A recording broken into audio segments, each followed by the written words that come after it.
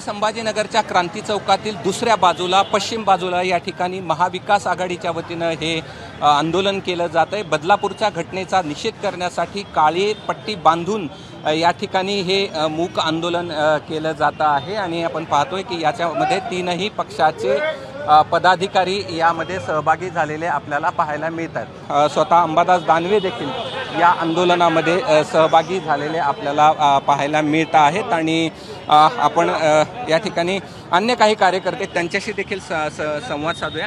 काय प्रतिक्रिया आहे तुमची या सगळ्या आंदोलनाविषयी? नाही, जे सरकार या ठिकाणी बसलेलं आहे महाराष्ट्रामध्ये, त्या सरकारचा जेवढा निषेध करावा तेवढा त्या ठिकाणी कमी आहे।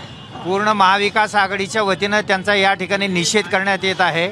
महाविकास आघाडी या ठिकाणी आंदोलन करते आहे, महायुती आंदोलन करते। कशासाठी करते? बदलापूरच्या घटनेच्या याला फाशी द्या म्हणून। अच्छा, कोण देणार फाशी? सरकार त्यांचं आहे, राज्यात त्यांचं आहे, केंद्रात त्यांचं आहे। 12 घंटे त्यांच्याच पोलिसांनी गुन्हा दाखल नाही केला, मग तिथल्या कमिशनरला केलं सस्पेंड। शिक्षण संस्था त्यांच्या विचाराची आहे, केलं त्याच्यावर कारवाई, त्याच्या संस्थाचालकावर केली कारवाई।